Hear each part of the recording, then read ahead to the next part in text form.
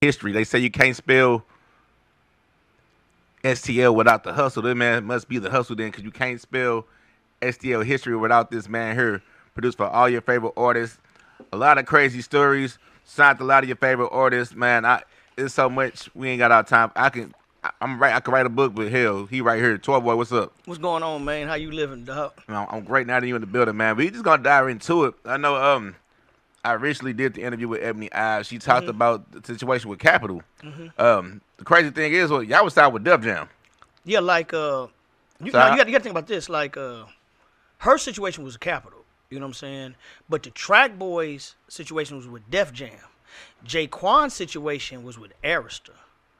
And then before that, I had another situation with Atlantic. So how does that work with you being one place and then the artists that you represent being in different places? And how does that? How do you navigate that? It don't work well, but like it well with the time with Quan had already took off. You know what I'm saying? So Quan's situation was we started at Arista, but we ended up at Jive because during the time frame that Quan was signed to Arista Records folded. Right after Tipsy.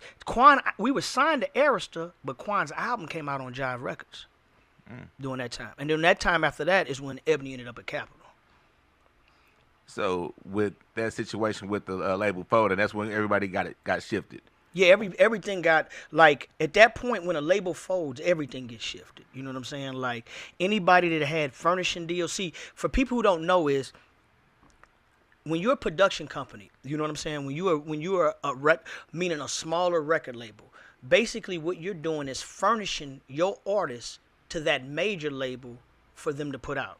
So for every production company that had furnishing deals at that time, they all got split into different directions during that time. You know what I'm saying? And we ended up at Jive.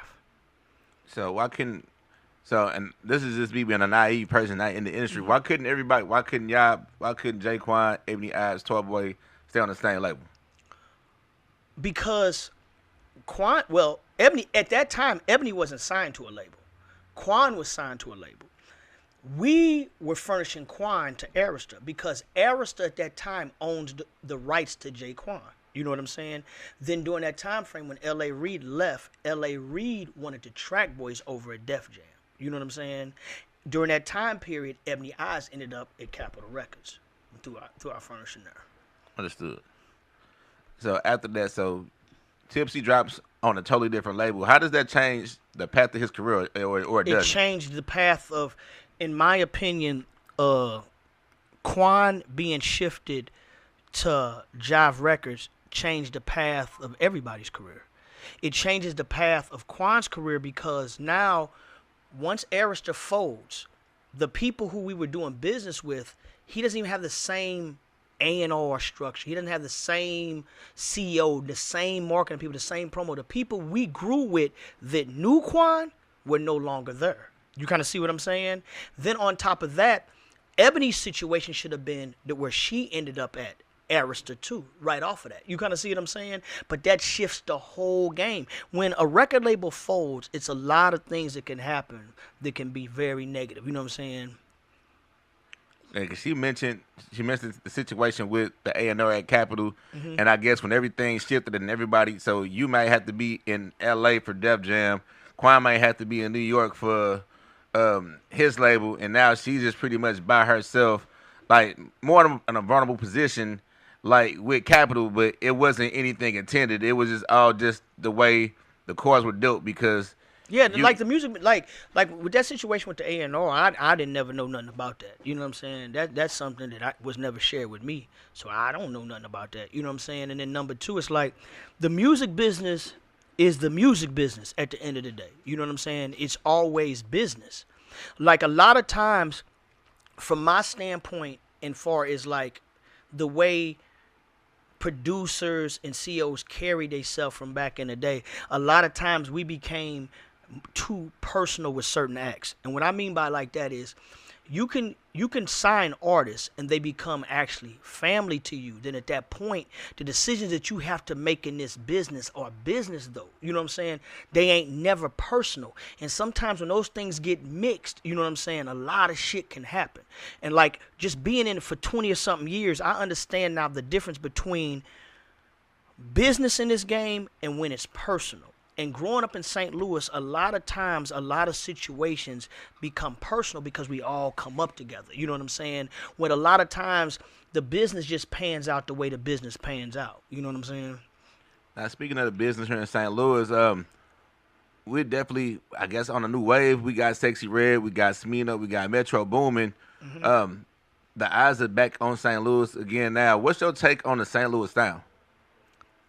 Well, to be perfectly honest with you, like back in my generation, we had an actual St. Louis sound. In my opinion, nowadays, when I hear the St. Louis sound of what it is, I believe Sexy Red has her own sound. But I believe a lot of these artists that we think, you know what I'm saying, have a sound, to me they replicas of certain other shit. Like I think a lot of the younger generation took a lot from Chicago, a lot from Detroit. I don't think that St. Louis has a defined sound like it used to back in the day. And I think that's why it's hard for us to get over the hump. You kind of see what I'm saying? Mm-hmm. A lot of times now, and this is not St. Louis, this is just music in general.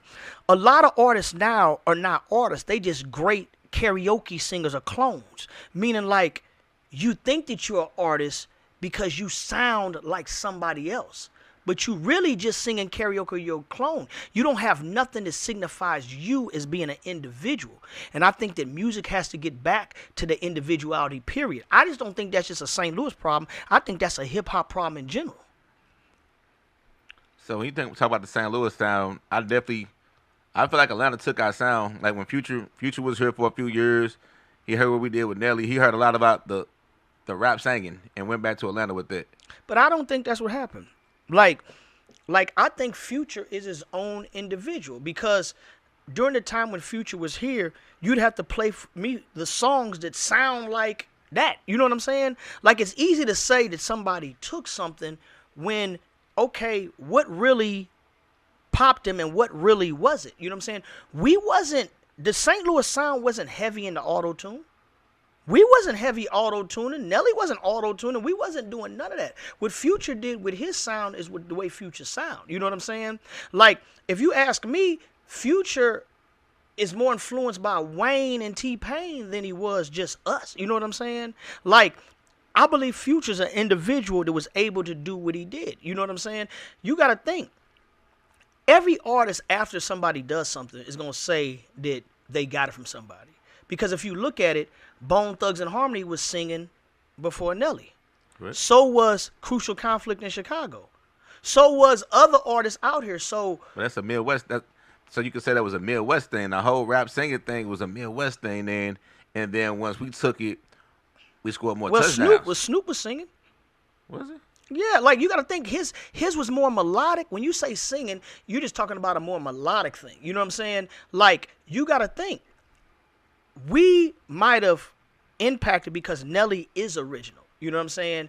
And it's easy to say, well, if this person's singing and this person's singing on a record, he got it from this person, right? Mm-hmm. But the difference is this.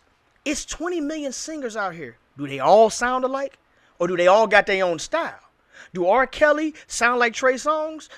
No. So just because you sung on a record, you know what I'm saying, and you was a hip-hop artist, doesn't mean that you sound like everybody else because you doing that. Nelly's style of singing does not sound the same to me as the way that Future is singing on the record. It's not the same impact. You know what I'm saying? The way Nelly's tone is in the songs that Nelly sing is original to Nelly. You kind of see what I'm saying? They're not original just because he's singing on the record. It's the way he's doing it.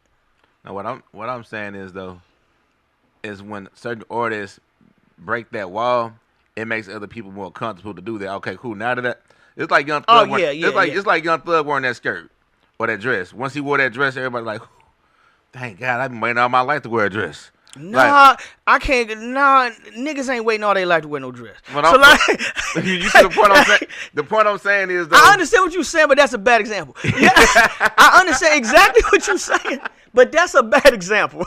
Niggas just didn't run out here and start putting on dresses. You know what I'm saying? But you got to think about this though. Future's from Atlanta. You know what I'm saying? So, would you say that because Nelly was the first to sing on a record, that's why we have Drake? Because Drake sings on records more than anybody else. You kind of see what I'm saying? I would consider Nelly a big contributor to that, especially making it acceptable that you could do softer records like that from a hip hop standpoint. I agree with that. And honestly, Nelly might be the closest thing we have to Drake from the past. Yeah, by far. Yeah, by far. Like I said, because he could give you that street without it being street, and then he can get you that R&B, and it's all gonna mesh. But would you say that Nelly sounds like Drake? No, exactly. That's my point. Like that's my whole point. Like, okay, there's always gonna be somebody that does something first. From the first person that rapped over a breakbeat, does everybody that raps over a breakbeat from that point, is it a mimicking of what that person is, or are they adding another brick onto this house we call hip hop? You kind of see what I'm saying? Mm-hmm. And I just believe when you look at the Nellys, you look at the Futures, you look at the Drakes and all of them, those people, yes, Nelly was the first to do it, but they added their own brick onto that. You know what I'm saying? And never will those comparisons, unless you're from a city, be seen in the whole world. Like, nobody's ever came to me and said, Future reminds me of Nelly, or like Drake reminds me of Future. No, they don't. They all took what they do and made their own path for it. You know what I'm saying? I'm not talking about the art of just singing over records. I'm talking about when you actually sound like somebody else. From your cadence to the beats you choose. Meaning this, Nelly's production never sounded like nobody else's production. You know what I'm saying? Mm-hmm. Future does not put together songs over Nelly-style tracks. And Drake don't either. You kind of see what I'm saying? I get what you're saying. So the example to what I was saying which we can't use Future. We'll use Bad Boy Records. They had like a copy and paste formula where they lost Biggie, they found Shine. Mm-hmm. They lost Mace, they found Loon. That's more or less what you saying. Or when they lost Jodeci, they kind of got 112. Then they made the band. It was this copy and paste, but they lost Biggie once again. They got that one guy, the big Gorilla Black. I don't know, but you talking about more of that. That'd be more of an example of what I'm talking about than Future. Then I guess. Yes. That's exactly like. But we in the music business, like, of course, after somebody becomes successful, people are gonna use certain things that you have done to try to mimic the success. Record labels are going to do that. Record labels are not there to actually build new acts. Record labels are there to sell albums. So it's ever already proven they're going to try. After Sexy Red talks raunchy on a record, we finna get some raunchy shit from a million other female rappers on a record, because once Sexy Red knocked that down, it made it okay to be able to do that. That's influence. Yes, but could you say this though? Okay, we could say Sexy Red opened the door, right? Correct. But what about My Neck, My Back? Influence. Exactly. So when we say that Sexy Red got My Neck, My Back from her, because Kaya was the first to come out and talk fucking reckless as fuck on a record. Lick my pussy and my crack. My pussy pink, my booty hole brown. Yep. You kind of see what I'm saying? Mm-hmm. But we still not going to compare Sexy Red to Kai, because they're both did their thing in their own lane. You see what I'm saying? I got you. Yeah, that's my whole thing. It's not about you borrowing certain things from other artists. It's more about, do you actually sound like that motherfucker? You gotta see what I'm saying? Mm-hmm. Like, when I'm not gonna lie to you, when Shine first came out, I thought he sounded like Biggie. I thought his tone was like Biggie. You kind of see what I'm saying? 100%. And that's the part I'm talking about. Like, now that I've heard more records on him, I see how he developed out of that, and that's his natural way of talking. The way that Biggie sounds. You know what I'm saying? But in today's time, we have people that would literally mimic somebody else's sound and put it out and become accepted. That's a big difference. That is a big problem. You kind of see what I'm saying in hip hop, because hip hop was never built off of that. Hip hop, during the time when hip hop was the strongest, T.I. didn't sound like Jeezy.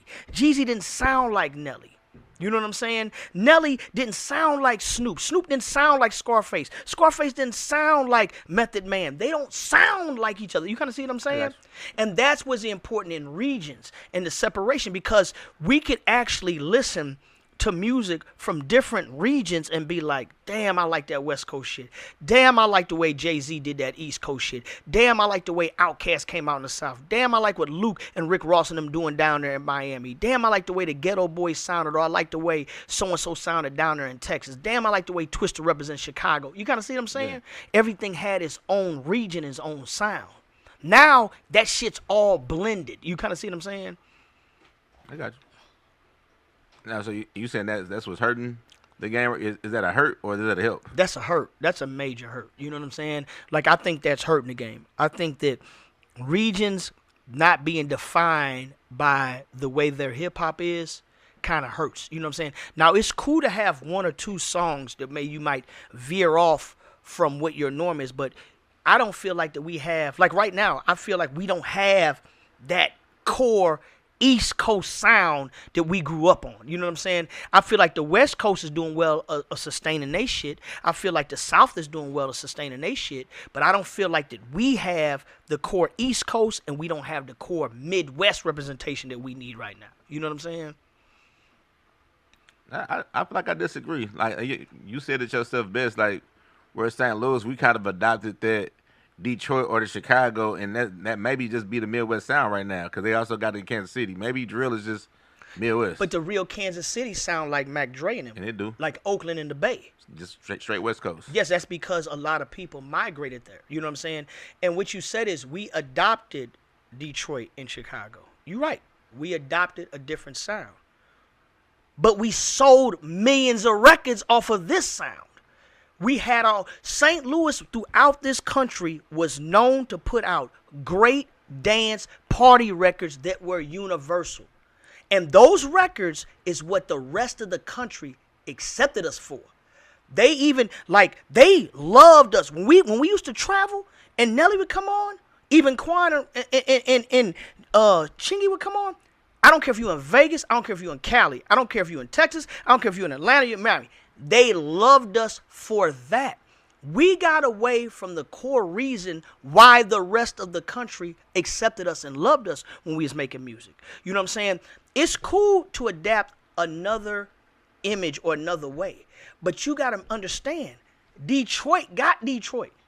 Chicago got Chicago. You kind of see what I'm saying? We have to have our own. Adjusting and adapting to something that we like. I get it. We like Chicago's drill music. We like Detroit's music like that.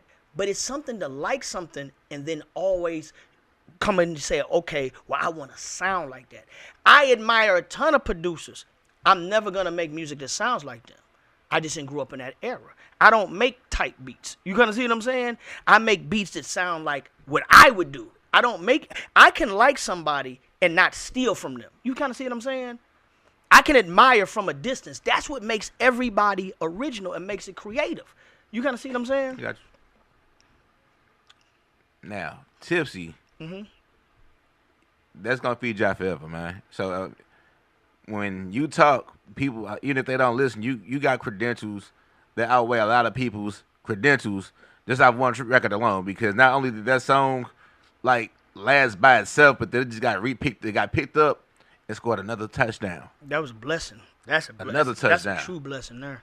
So how did it feel when that man from wherever he from picked up that song and ran further than the song already went further than most songs ever could have went? It went further than the original. It felt good because at the end of the day, to see after so many years that your work of what you did impacted that long and it made that big of impact back then, and to be able to come back again and to impact the country again the way it did, it's a blessing. You know what I'm saying? To see any piece of your work, for example, Air Force Ones, Chris Brown and them redid that. Chris Brown and Lil Wayne and them. To see songs like that being brought back, it shows what the real greatness of what we did back then really was. You kind of see what I'm saying?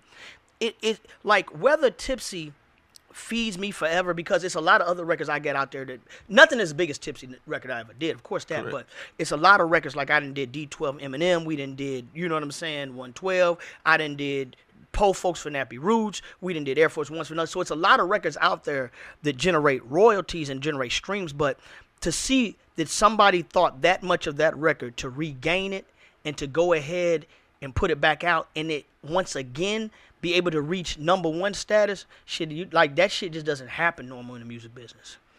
That's the big thing in my opinion. Not only did they pick it up, but it worked. And another genre. That's even what's even more scarier, like another genre. You know what I'm saying? And now that's the blessing of that. Now we gonna shift it back to the old days. Not necessarily on the parties and shit. Well, actually, yeah, on the parties and shit. And not on the Diddy shit, but I know a lot of times in the past, you had the girls, you had Jay-Z, you got Beyonce, you had Jay-Z, you had Aaliyah. You like, all the ladies had to attach to a man to either stay safe or what's your ideal on like the old, like the 90s and early 2000s hip hop with women and female like artists? Female artists and like them attaching to like males, or how was that scene like? I just think that today's female artists are able to stand alone more than back then. Back then, it was important that female artists were branded as certain cliques. You kind of see what I'm saying? Every time you had a female artist come out, like we can even go back in the day to one of my favorites from back in the day was like Lady of Rage. But she was associated with Death Row and the Dog Pound. Then you had like Little Kim was associated with Biggie, and then you had artists like the Brat coming through JD and them and So Def. It's like, and then you had Shauna who was affiliated with DTP. It was like back in the day, female artists had a harder time of breaking, just not being connected to males. Nowadays, female artists can stand on their own, from Cardi B to Lotto. You know what I'm saying? You got a ton of Megan Thee Stallion. All these female artists came out and weren't affiliated with cliques to start off with. You kind of see what I'm saying? Mm-hmm. Like, that's a big difference. Like, back in the day, the female was just part of the rap crew. Nowadays, the females can lead their own crew if they like. Like Glorilla did with the when they did that, what's the record called? F and F, and that was the first record. That was a record. We always like, what the fuck is this shit? You know, it was her, Gloss, and like you said, it was a crew just strictly females. Yeah. So I think you're correct then. Yeah, like that's a whole, like just the female statue in the hip hop is just way different now than it was before. You know what I'm saying? Now moving past that, moving back up to current speed, man. Who are you working with right now? Like, just know this. And like, I don't like giving names. I'm gonna tell you why I don't like giving names. I don't like giving names because then I don't like giving names of songs and all that because, first place, nobody gives a fuck about what you got coming out, when it's coming out, none of that. They just care that once it's out with new acts. Then also, when you mention names of acts that you working with and all that, the pressure comes on to hurry up and get something out on them because people waiting on it and all that. I don't like mentioning names of who I work with because I don't know the time frames or the positions they're going to be in to release the songs. Then you'll get caught up in saying, I'm working with so-and-so, and then the song don't ever come out because of some other shit, and you like, what the fuck? I didn't went out and said this. Or you like, we're going to put this out, and then it's like, well, now we ain't ready to put it out. We got some other one doing it, and we got to put it out. So I don't like mentioning names, but let me just tell you, if it's an act in St. Louis that, in my opinion, I see that's growing, that's staying dedicated to what they doing, that's really, you know what I'm saying, consistent on the act, I didn't reach out to them. You gonna see what I'm saying? I didn't reach out to them. Like, I don't like putting names out there because not on top of that, I might forget somebody's name, then it becomes disrespectful. You see what I'm saying? Everything you said was good points. Like, and I never thought of it that way. But hearing what you're telling me, I hear a lot of that. A lot of times where we shout out songs or artists that we looking for, and we move on. Cause like, what if I shout out something right now, and then this comes out, but then that song ain't ready for the next 9 months? Yeah. Y'all like, what the fuck was that? You know what I'm saying? Like I just learned that I don't like saying anything that I'm doing till it's either coming out tomorrow or it's already out and I can already, you know what I'm saying? You got to think, it's a million coming soon fucking banners, a million listen to me, like none of that shit. We don't care about none of that no more. All we care about is, if you say something right now, can I click off of this, go somewhere else and listen to that song you talked about right then and there? You know what I'm saying? The world didn't change with that shit, dog. You know what I'm saying? The world did change. You got dropped Tipsy 2002, 2003? We dropped Tipsy. The original Tipsy? Yeah. Yeah, that came out 2004, 2005. Okay. So Yeah, 20 years. How did y'all go about breaking that 20 years ago? 'Cause I know it's a way different game. Like, people thought, like, and I'm going to give y'all some game. People thought that we really first played Tipsy in St. Louis. We first really played Tipsy in Las Vegas and Atlanta. You know what I'm saying? Mm-hmm. Like, breaking it in St. Louis, we are, like, the resource was there and it was very supportive, but just the way things were set up, it first was played, the very first times was in Atlanta and Las Vegas. You know what I'm saying? And that's just because we're on the road and that's how it ended up, you know what I'm saying, getting played there. But breaking the records back then was totally different than it is now. You know what I'm saying? First place is way more expensive back then than it is now. Like, you didn't have the reach of like what we doing right here. Whereas we could go out here, shoot a whole bunch of content for low, start posting it, run cheap ads or whatever, and it reached that many people. But it was more effective. Back then or now? So what you spent like in 2005, like you only had so many radio spots. There was only so many radio stations. So if you spent that money, like you wanted the few people on that station anyway. So now like it was a more controlled market. But that still exists today. Meaning like it's not as controlled. What you mean when you say controlled? Like you said, like we here today. This ain't hot. This ain't the beat. This Mycitymymusic. Yeah, but you got to think about that. There was also, okay, let's take, what you're talking about is radio. Radio is still that powerful today. Meaning, we didn't blow up Shabuzi today. It didn't just blow up because of the internet. That man was on every station in the United States, basically, that played that genre of music. You could take a record right today, and the analytics will show you, and we could go on and we could do a million things on the internet and we can run the content. Let a record start trending at radio heavily. Let a record today get picked up by 30 and 40 radio stations. That's 2 times more powerful than us just being on the net. You kind of see what I'm saying? Mm-hmm. So, like, if you spent the same amount of money today at radio as we did back in the day, you would have basically the same impact that we had back then. Okay. It's just that people don't do that. Like, it's not the same. The way we say when the internet came into play, when everything, I was explaining this to Tristan earlier, when from music production to shooting videos to even what you're doing now, when the price of technology goes down, meaning it becomes cheaper to produce, then everybody gets in it and it becomes easier for everybody to do. So what happens is we start to believe that's the way to do things because that's what we think happened. Meaning, sitting on the outside looking in, we think that F&F just blew up because she put it out on the internet. We're not knowing it was $180,000 spent behind it or $200,000 spent behind it. That's the part that people don't know about the record. We don't know that. We're thinking by accident that we're seeing something on our timeline multiple times that it just went viral on accident. We're not knowing that shit's paid for. And now it's even paid for more. If you look into what Clippers are doing, if you look into how they run the ads, that money's being spent, but it's just being spent in different ways. But the same amount of money's being dropped. You gotta see what I'm saying? Like, you could take somebody right now and they'll be like, well, damn, how come when I put out shit, my reach don't go far? How come when I drop this, I'm dropping this shit and I'm not getting no? Because you're not paying $200 a day for ads. They are. Their ad budget might be $5,000 a month, $6,000 a month. Especially with these streamers. These streamers are spending out of their pockets hundreds of thousands of dollars per per month.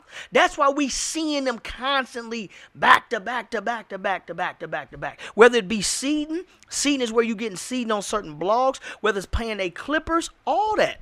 We just don't understand it because we have access to the same platforms as them, but we don't have access to the same financial resources as them. So we don't understand why when we do something on the platform, it doesn't react the same way they do.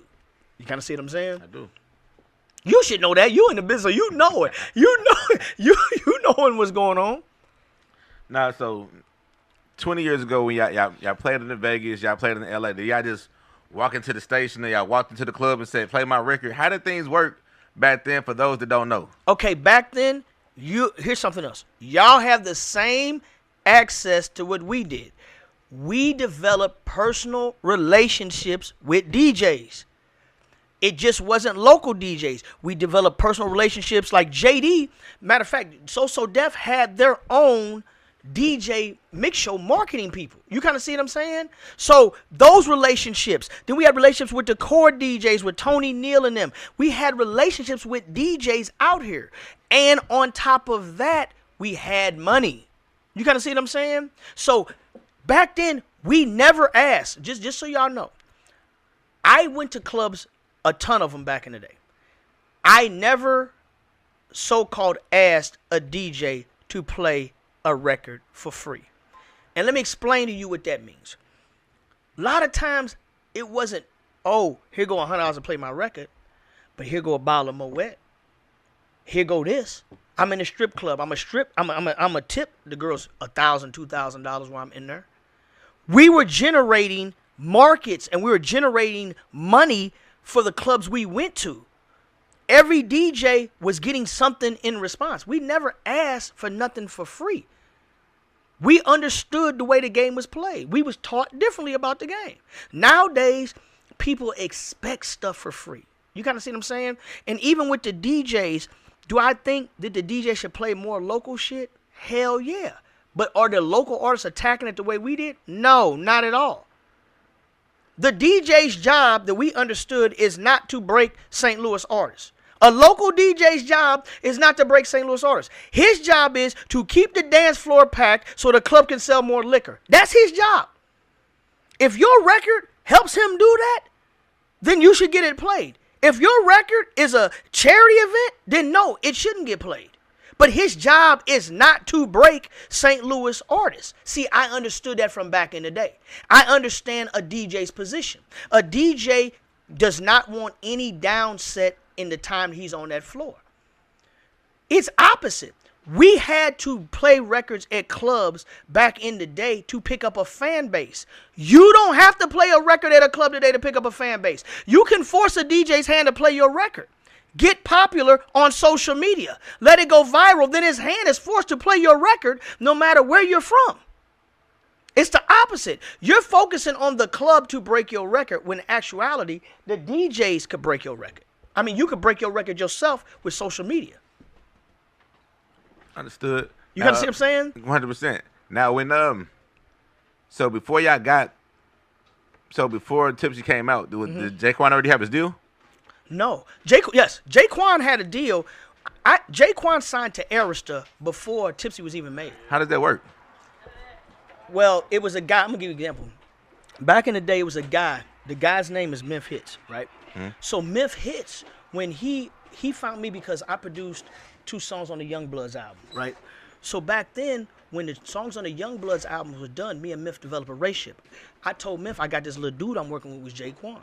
And at that point, Arista and them in L.A. Reid was already had eyes on us and wanted to do business in a certain manner. So they was like, bring the little dude to me. So we brought him to him, and at that meeting, JD and him was there too. So that's how Quan got signed. During that time when Quan first got signed, all we had was Hood Hop. We ain't had Tipsy yet. Tipsy was the last song to make the album. So he had a deal before he had the $1 billion record. Yeah. That's but insane. back then you could do that. You can't do that shit now. Like that shit dead. I told you, like, back then, record labels would sign you and develop talent. These days, record labels and A&Rs ain't looking at nothing but analytics. They don't give a fuck about nothing else. They want to come in once. They just want to come in once you already got shit going. They don't want to come in and develop nothing. That's why A&R departments are minimized. That's why everything is turning into more. Record labels now are now technology companies. They don't give a fuck about what you're doing.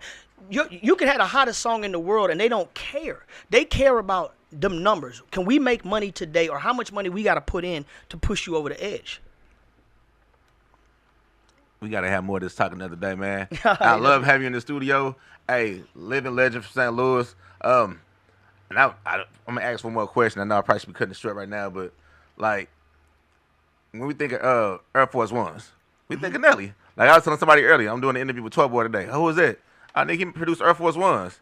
Like, how does it feel to be a legend but a ghost at the same time? Shit, the best shit ever, dog. Like, because I can do everything I need to do in the music business without the complications of the fuck shit. So, like, it's cool for me, like to have relationships with execs on high levels and be able to do publishing deals for people and be able to take people through certain doors without having to deal with all the other shit. You know what I'm saying? From records, like even back in the day when we did, like when I did Eminem, you know what I'm saying, with D12, like a lot of people knew us as the Track Boys. I was always good to be able to travel the way I could, just being who I was. You know what I'm saying? It feel comfortable doing it, but nowadays they want to see your fucking face and do all this other shit. Man, we got so much more to talk about, man. I know you want another to. time, man. How can we find you? Facebook, Twitter, just Instagram? Tarboy Williams across all the boards, dog. Like you'll be able to find me. You know what I'm saying? Hey, part 2 coming soon. Hey, up next we got one of the biggest, one of the brightest future stores. Actually, name is Future Stores. Like they big right now, but they about to get even bigger with this record they got coming out. I'm gonna play it while you here. We gonna move things on. But we got Daysha Taylor in the building. One half of the Taylor girls. She got a hit record called Bet You Won't. With I think it's with Santana, but this one say with Bankroll Knee. We gonna get to it real soon, man. But hey, thank you for your time. Hey, they can find me Facebook, Twitter, Instagram at Who Better. Overtime Studios with 9 to 5 is not enough. Let's get it. Have that worked out.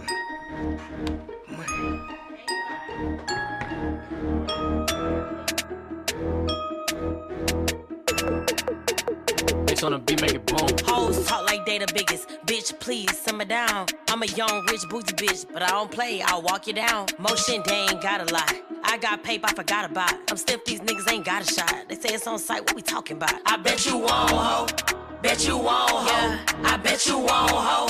I bet you won't, ho. I bet you won't, ho. I bet you won't, ho. I bet you won't, ho. I bet you won't, ho. I bet you won't. Yeah. Fake hoes on my twin, but little bitch, I ain't got no clone. I can't fuck no dog nigga with no paper, no bone. I got too much motion, fuck, I'm arguing on the phone. Pussy good, money good, I give a fuck about what you on. Fighting, crying, crashing out by dick, I wish I would. Bougie ratchet bitch, I might just slide a Bentley through your hood. I pull up a belt the ass, that's for sure. Like come outside, yeah little bitch, I'm at your door. I bet you won't, ho. Bet you won't, ho. Yeah. I bet you won't, ho. I bet you won't, ho. I bet you won't, ho. I bet you won't, ho. I bet you won't, ho. I bet you won't, ho. Let's bet you won't. Look, bitch, I bet you won't. I wish you would. I'm doing shit these hoes can't do. I bet they wish they could. With my nigga sitting pretty, ain't extra good. Basket full, but I'm the treat. Call me Red Riding Hood. Cause if I want it, then I got it, bitch. Pull up in that Zod, whips got hella bands, not counterfeit. She play with me, then I clown the bitch. Make that little hoe come outside. Beat her till she black and blue. Don't fuck with us, bitch. Pick a side, bitch. Fall in line. Bet you won't, ho. I bet you won't, ho. I bet you won't, ho. I bet you won't, ho. I bet you won't, ho. I bet you won't, ho. I bet you won't, ho. Bet you won't. Bet you won't, ho. I bet you won't, ho. I bet you won't, ho. Bitch, I bet you won't, ho. I bet you won't, ho. Bitch, I bet you won't, ho. Bitch, I bet you won't, ho. Bitch, I bet you won't. Yeah. Bitch, I bet you won't. Look, bitch, I bet you won't, ho. Bitch, I bet you won't. Look, might just tap your dome, ho. Might just tap that dome. Leave that broke nigga alone, ho. I bet you won't, ho. I bet you. Hey.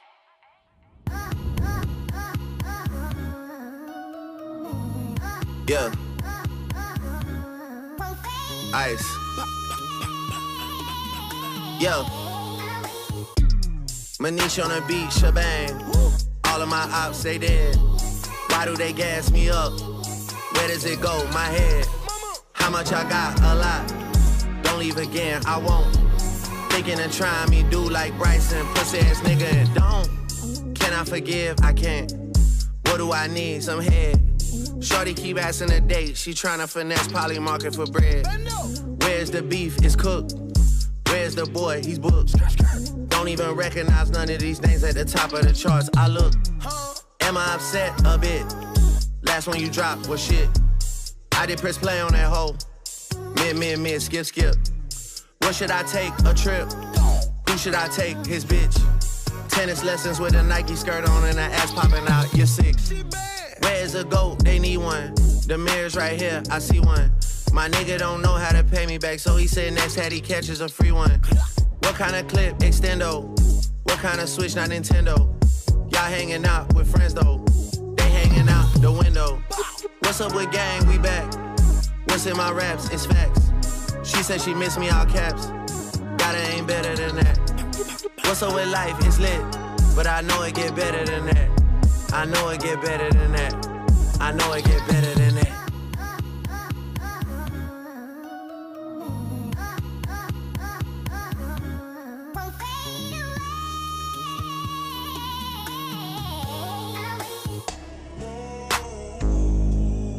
40, what's up, shebang?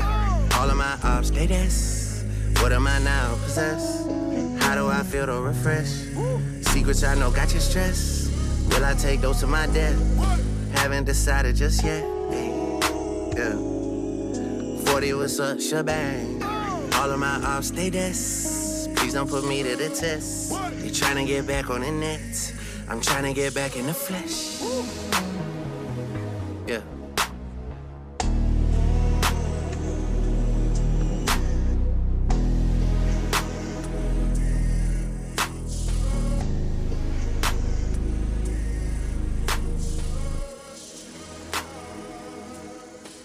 You can cuss, do whatever you want to do.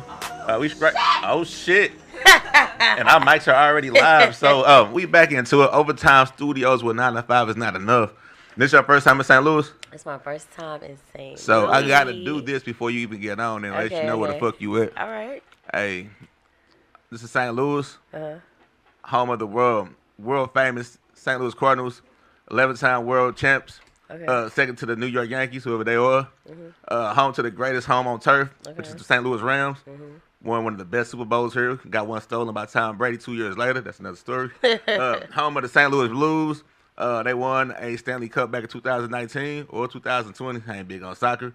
But we taught that music shit, too, from Tina Turner to Sexy Red, Nelly, SZA, Chingy, Quan, Tipsy, Tarboy producer. They produced Air Force Ones on my feet right now as we speak.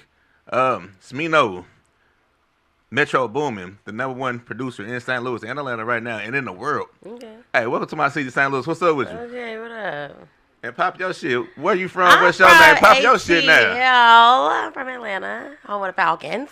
He's talking about against. I'm excited to be here. It's my first time. I definitely want to taste some of the food and see, what St. Louis talking about while I'm here. Hey, the first bite, you had some St. Louis style pizza. What's your take on the thin crust Provel cheese that you had? It was different. Never had nothing like that. I ain't never had nothing like that. It was good though. So my first question, I like to eat, so I'm always gonna ask. I like to eat. So when I go to Atlanta, next time I go to Atlanta, where should you send me? Where I should be like you gotta have that shit first before anything else. When you walk through the door, here's it. I don't know what kind of food you like though. I ain't give a fuck if you got like pizza or not. So we got a few places. My favorite Jamaican spot is Kemper's, and for wings, we go to American Deli, Magic City, for wings. Soul Food, they got Busy Bees. Busy Bees is a legendary spot. That's something that's worldwide. Like, so why are strip club wings so good worldwide? Like what are they putting in strip club wings that they don't put? We got the bando too, though. We got the bando too. They put a little crack sauce on it, the little white powder on it. Them good too.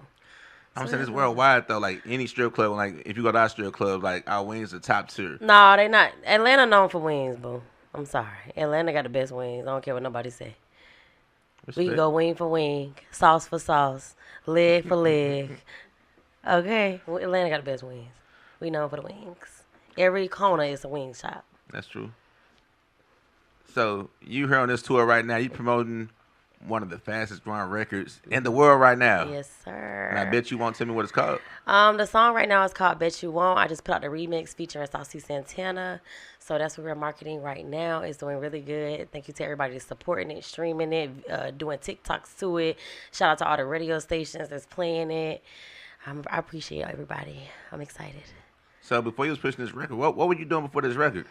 I was still dropping. I was just kind of building up to the Bet You Won't song. So I was just doing like little drops here and there. Just preparing. I was pregnant too, so I had to drop. Of course, you just dropped. I just dropped my son. You had to drop before you dropped. Yep. So I had to drop him. Then get back in the loop of getting into the music, and then by the time I was about ready, I did the distribution deal with Rolling Out Music, and then now I'm here. And you and your sister got pregnant at the same time. Yep. Now was that something planned for the internet or? Y'all just having the same wave at the Yeah, same time. Who playing again? Was there a conversation like, girl, fuck condoms, girl, yeah, fuck condoms? Nah, boo. I had already had 2 kids before I had. My son was a pop-up. That was a surprise pregnancy, so I ain't know. And my sister didn't know I was pregnant. I hid my pregnancy from her, but then she told me she was pregnant. Then I started feeling bad. I was like, damn, I'm hiding my pregnancy. She don't know. So then I ended up putting my shit out on the internet, and then that's when she found out. But it was like towards the end of my pregnancy. Man. So yeah. We gonna move past that. You on tour right now? First time in the Midwest? Yeah. How was your take on Kansas City? It was good. Kansas City was good. We had what was the spot called? What is the spot called? What? You had Gates? We had Gates. What's your take on Gates? The baked beans was good. The potato salad was good. The brisket was good. You on a promo run, so you got to be positive. How y'all doing? St. Louis representative here. It was good. It was good. She like Gates, and that's what we gonna keep it at that right now because we got our own. Hey, St. Louis got our own barbecue. Right. We say that. No, they told me y'all known for the fried rice. That's who. So I want to taste that. Y'all got time? Yeah. Say less. I want to get some rice. You need to tell me where the best rice spot is. So I can get me some. All our best rice is like in the worst areas though. In the hood. Yeah, so that's I don't know if we want to do that today or not. Like, it's summertime, so the sun out a little longer, but like the more higher the crime rate, the better the rice. It's like our dead homies are frying the rice for us. Okay. I don't know. Okay, so it's a little hood. Okay.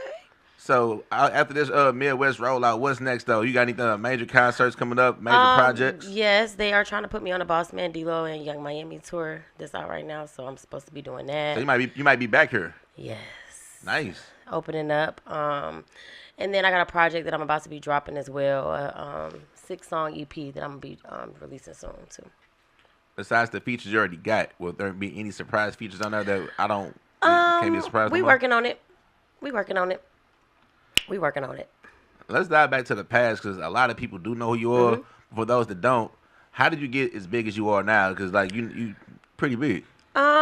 Me and my sister, we started off on social media doing the challenges and the skits and stuff. So me and my sister was definitely the creators of that whole skit era and, being funny on the internet and making real things a joke. So, our song Stiller Man had blew up back in 2016. Then we had Widgie and My Booty right after that. And our career just kind of took off from there. We had always been doing music, but once we started adding the skits into the music, that's when it started like resonating with people and it started taking off. So. Yeah, I had like how many? Y'all had your first deal was with RCA. Or, yeah, RCA Sony. Now, how did y'all get that deal? With, like you said, y'all was more like country characters, so y'all one of the first people that got a deal in that regards. I mean, anybody get a hit, the label's gonna call, baby. We doing 40, 50, 60 million views. Of course they gonna call us. So that's what happened. They called. We was doing going from label to label, just trying to find the best deal that fit for us. So we ended up going with RCA. How was that treating y'all? They treated us good, but we just felt like we had outgrown the label, so we just wanted to go back solo and start all over again.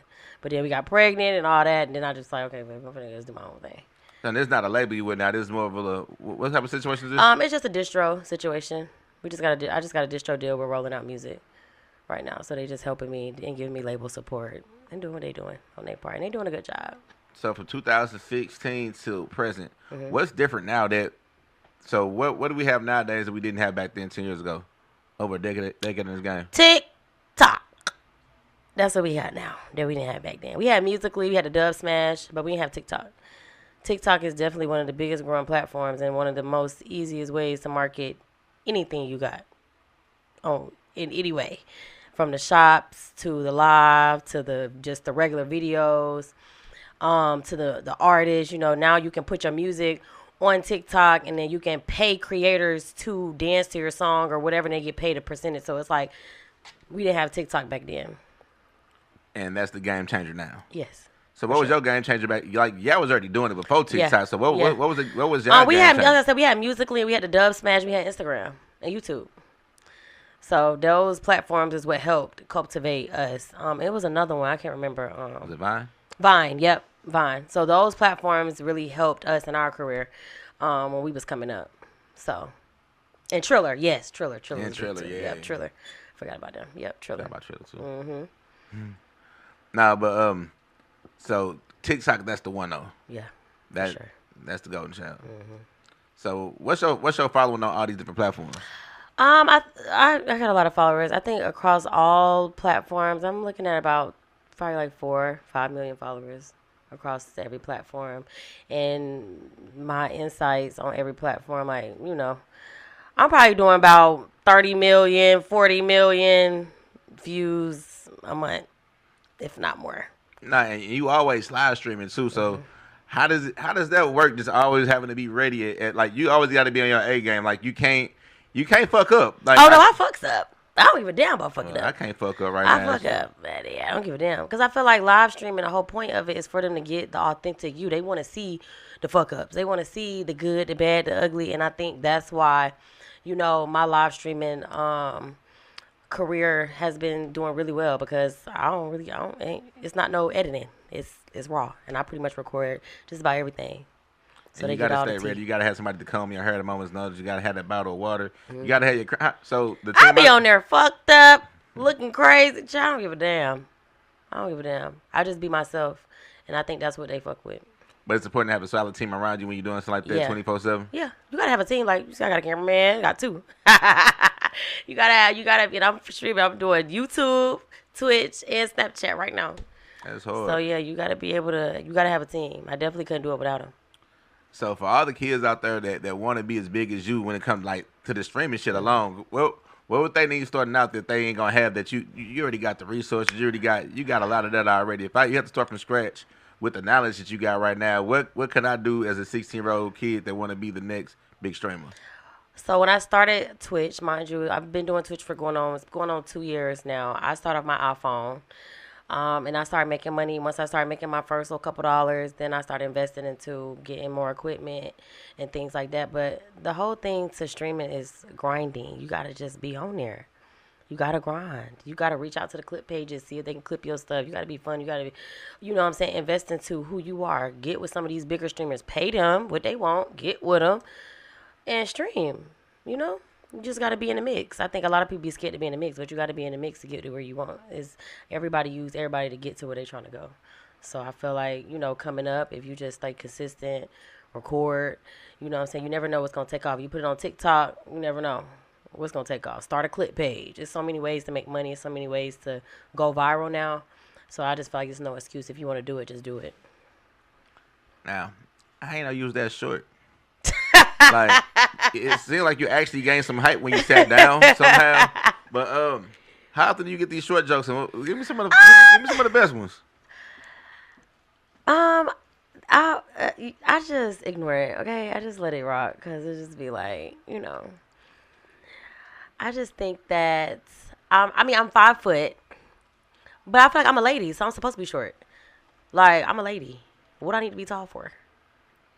It is some tall girls, but I feel like it's cute to be short. Most niggas like short girls. For sure. That's a fact. So I like being short.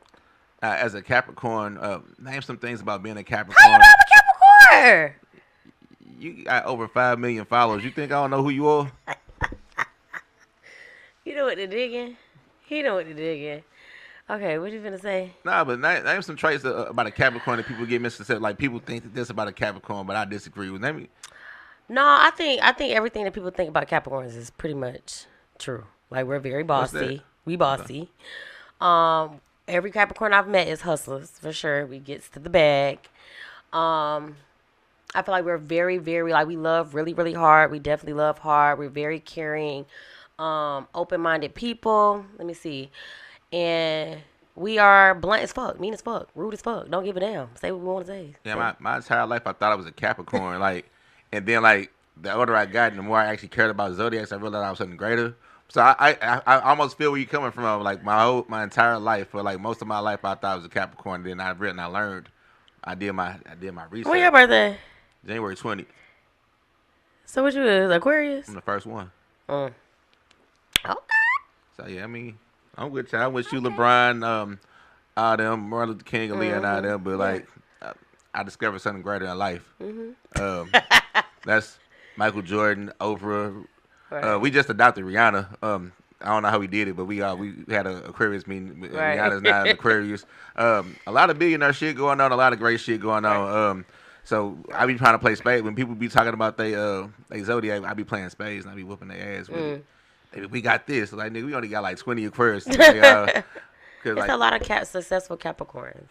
A lot of them. Nah, but yeah, Aquarius, that's like the rare sign. For whatever reason, like less people are born in that time span than any other part of the year. And I be whooping ass when it come to name that nigga spades and shit. Okay. So we ain't gonna do that today. Yeah, we ain't gotta do that today. Nah, we ain't gonna do it today. But we gonna get back to this record again though. I bet you won't. So what's up? So I mean, it's definitely a bitch get out my face record. It's definitely a I bet you won't. Actually, it is what it is. It's exactly I bet you won't. It's a bold statement. What mood were you in? What inspired this record? I was just in the studio with my homegirls. We were just having fun. The beat came on. We just got the vibe. And I always like to create a vibe when I'm in the studio. I like to eat good. I definitely love to get some wings and some fries. Have me a drink. Have me a blunt. And have my girls in there and we vibe. I think that I was just having fun. And I feel like the best records come when you just genuinely having fun. So how did you go about getting I forgot his name. Saucy. Yeah, Saucy Montana on there. Saucy Santana. Get his name right, boo. I think that I was on TikTok live. You know, me and him go live together a lot. I had met him on live, and I had asked him had he heard my song, and he said he did, and he liked it. Then I got on live with him a few other times, and I kind of just asked again, and he was like, "Shit, I'm gonna hop on it. I like it." And then next thing you know, he sent me the verse. So was this your first big feature ever? In my solo career, yeah. So what's the next one? I know it's already in the chamber. Let's talk about it. Huh? Nah. You see what I did there? We was trying to get it. Trying to get me. Yeah, we was trying to get it. Listen, nigga, you still tell us? Yeah. But right now, Overtime Studios with 9 to 5 is not enough. We got that Bet You Won't remix with Saucy Santana, not Saucy Montana. Yeah, let's get it right now. We got to get it right.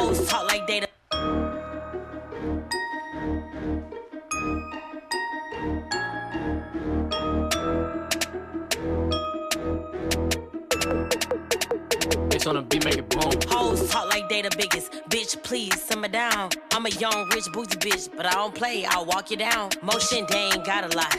I got paper, I forgot about. I'm stiff, these niggas ain't got a shot. They say it's on site, what we talking about? I bet you won't, ho. Bet you won't, ho. I bet you won't, ho. I bet you won't, ho. I bet you won't, ho. I bet you won't, ho.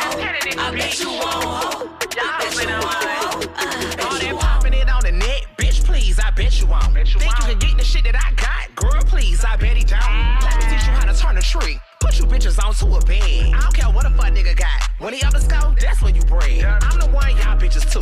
Cold ass bitch, I got the flu. I don't beat with TikTok bitches, I been the baddest, so who is you? 2 shades on, you can keep dependent. Y'all bitches weak, cause y'all too dependent. I bet you miss having the baddest bitch. Talking shit, fuck nigga sing. I bet you won't, ho. Bet you won't, ho. I bet you won't, ho. I bet you won't, ho. I bet you won't, ho. I bet you won't, ho. I bet you won't, ho. I bet you won't, ho. Bet you won't, yeah. Fake hoes on my twin, but little bitch, I ain't got no clone, huh? I can't fuck no dog, nigga, with no paper, no bone, I got too much motion, fuck, I'm arguing on the phone. Pussy good, money good, I give a fuck about what you on, Fighting, crying, crashing out by dick, I wish I would. Bougie ratchet bitch, I might just slide a Bentley through your hood. I pull up a belt the ass, that's for sure. Like, come outside, yellow little bitch, I'm at your door. I bet you won't, ho. Bet you won't, ho. I bet you won't, ho. I bet you won't, ho. I bet you won't, ho. I bet you won't, ho. I bet you won't, ho. I bet you won't, ho. Bet you won't. Bet you won't, ho. I bet you won't, ho. I bet you won't, ho. Bitch, I bet you won't, ho. I bet you won't, ho. Bitch, I bet you won't, ho. Bitch, I bet you won't, ho. Bitch, I bet you won't. And we back. Overtime Studios with 9 to 5 is not enough. Before we get out of here, make sure y'all follow me everywhere. Facebook, Twitter, Instagram, at Who Better, WHO like who, BET like the channel, A like Alpha. How can we find you everywhere? Facebook, Twitter, Twitch, eHarmony, Christian Migu, MySpace, everywhere. So I'm so lit that you can just go to Google and type in Daysha Taylor, Daysha, Daysha, Taylor, Taylor, and y'all can just Google me. And every platform that I'm on will come up for sure. Hey, before we leave, I want to shout out my mama. I want to shout out my president, who is black, Barack Obama, and my favorite rappers, Jay-Z, Drake. Who you want to shout out? I want to shout out my team. I want to shout out my production team, management, Rolling Out, Maya, KJ, Ja, who else? Honcho, Quick, Dre Star, who else? Vaughn, all my whole team. I appreciate everybody for tapping in. X on the beat, everybody that's been behind the record. Saucy Santana, I appreciate everybody for sure. How's it working with the big homie, the monster of the Midwest itself, Big Health? Health is good. I like him. My first time meeting him, and we've been vibing. I've been knowing him for years, and he's been taking around everybody from Belly Gang Kush, okay, to Sleazy World Go, okay, Megan Thee Stallion, okay, Daysha Taylor, Machine Gun Kelly. You saw I just sleep. Yeah, so you already know. So if they already big, you already know. You know who coming up next. You already big too, man. It's just getting bigger from here. Exactly. So I'm with who I'm supposed to be with. So let's get to that hit. So anything you want to, any dope ass words you want to leave us with? To all of my young people that's wanting to do content and just wanting to get on social media, just be consistent. Whatever you do, make sure y'all be consistent. Y'all post y'all content, y'all tag, and y'all just network, and y'all gonna get to where y'all trying to go for sure. That's it. It's lit. Overtime Studios with 9 to 5 is not enough. I am Who Better. Hey, thank you for your time. Let's do some photos. And go stream. Bet you won't. Featuring Saucy Santana. I'll see y'all on the next one. Every day. Let's get it. Thank you. Wait, hold on. Can you just do a couple drops? Oh, yeah, drops. We do drops here. Yeah, we have wherever. As well. Okay. Overtime Studios. Overtime Studios, Who Better? Who Better? Yeah. Them two different things, or that's the same thing? You run it together. I'm a hell of Okay, Overtime Studios, Who Better? Yep. Okay, but what's your name? Who Better? Oh, Who Better. Oh, okay. The person is Who Better. This is Overtime Studios. Okay. The company is Mycitymymusic, but that is too much to retain. All right, okay. What situation. What's up? It's your girl, Daysha Taylor. 5, 4, 3, and we doing it. What's up? It's your girl, Daysha Taylor, and I'm at Overtime Studios. But y'all know I'm with my fave. Who Better? Who better than Who Better, okay? Y'all make sure y'all go stream my new single, Bet You Won't. It's your girl, Daysha Taylor, and I'm checking out. Let's get these photos. Yes, I'm in St. Louis. Check.